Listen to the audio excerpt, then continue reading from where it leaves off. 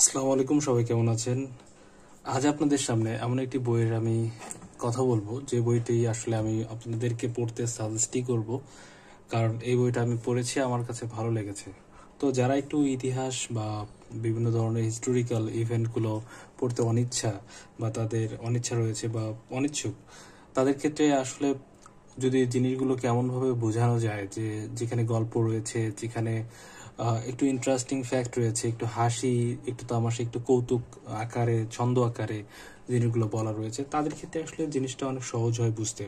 তো দেখেন, এখানে আসলে এই বইটার নামই রয়েছে গল্পে গল্পে 20 শতাব্দী, অর্থাৎ 20 শতাব্দীর যে রাজনৈতিক পরিমণ্ডল বা বিশ্ব রাজনীতির যে একটা খেলা বা একটা যে চাল, সেই জিনিসটি কিন্তু আপনি এই বইটি পড়ার মাধ্যমে আপনি কিন্তু বুঝতে পারবেন।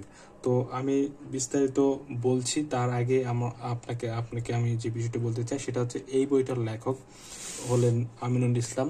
আপনারা দেখতে পাচ্ছেন এই মুহূর্তে আমিনুল ইসলাম। উনি বইটি এত সুন্দর করে ইন্টারেস্টিং যে টপিক ভিত্তিক উনি আলোচনা করেছেন। আমি যদি প্রথমে আপনাদেরকে একটু টপিকটা দেখাই, এখানে অনেক সুন্দর করে এই বইটাতে উনি বিষয়ভিত্তিক আলোচনা করেছেন, একদম আপনার যা প্রয়োজন। এখানে দেখেন, প্রথম বিশ্বযুদ্ধ পরবর্তী বিশ্ব কেমন ছিল এবং সেই সময়কার যে রাজনৈতিক পরিমণ্ডল বা রাজনৈতিক যে চাল বা রাজনৈতিক যে একটা খেলা চলছিল, বা একটা দেশ আরেকটা দেশের উপর আধিপত্য বিস্তার করার চেষ্টা করছিল, সেই জায়গাতে কেমন ছিল বিশ্ব, সেটাই কিন্তু উনি এখানে আলোচনা করার চেষ্টা করেছেন। তার সাথেও আরো যে বিষয়গুলো আপনারা এখানে দেখতে পারবেন, এখানে দেখেন দ্বিতীয় বিশ্বযুদ্ধের যাবতীয় ইতিহাস। অর্থাৎ আমরা যদি একটু গল্প আকারে কোনো একটি তথ্য জানার চেষ্টা করি, এখানে একটা ইন্টারেস্টিং ফ্যাক্টর আপনাদেরকে বলি যে আমি যখন এই বইটা পড়ি, যখন আমি হিটলারের গল্প পড়ছিলাম এবং শেষের দিকে যখন হিটলার মারা যায় দ্বিতীয় বিশ্বযুদ্ধের আপনার শেষ হওয়ার কয়েকদিন আগে, তো তখন তার স্ত্রী, পরবর্তীতে তার সেই স্ত্রী হয়। তো তিনি আপত্তি করেছিলেন, মানে তিনি আবদার করেছিলেন যে তাকে যেন বিয়ে করে।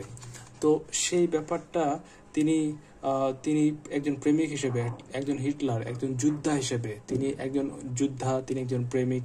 তো তিনি তার প্রেমিকার যে আবদার সেটা তিনি মিটান এবং পরবর্তী যুদ্ধে তিনি মারা যাওয়ার কয়েক ঘন্টা, বা আমি যদি বলি যে একদিন আগে তাকে বিয়ে করেন।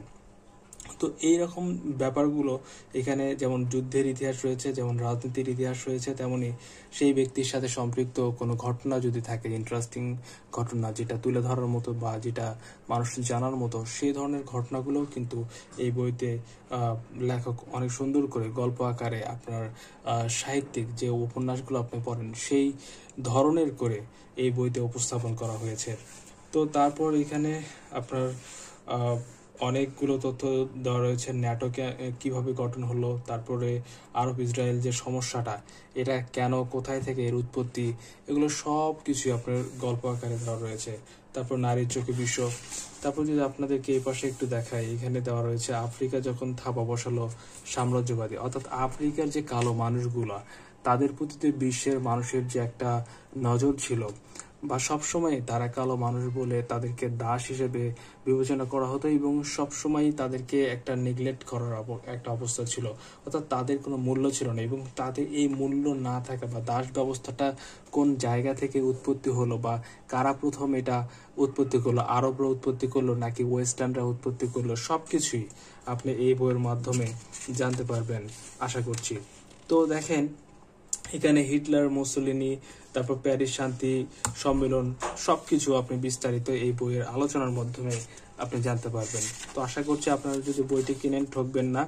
এখানে আপনার যত সংগঠন রয়েছে, আমি যদি বলি জাতিসংঘ, বিশ্ব ব্যাংক, IMF, সবকিছুর তথ্য এই বইয়ের মাধ্যমে অনেক সুন্দর করে আলোচনা করা হয়েছে। সুতরাং আমি শেষে যে কথাটি বলতে চাই সেটা হলো, আপনারা যারা গল্প আকারে ইতিহাস জানতে চান তাদের জন্য এই বইটি অনেক বেশি অ্যাপ্রোপ্রিয়েট হবে, যেটা আমি আশা করছি আপনারা বইটি পড়লে বুঝতে পারবেন, এবং বাদ বাকি আপনাদের উপর। তো ভিডিওটি এই পর্যন্তই, আশা করছি আপনারা শেষ পর্যন্ত ইন্টারেস্টিং ফ্যাক্টর হিসেবে দেখেছেন ভিডিওটি।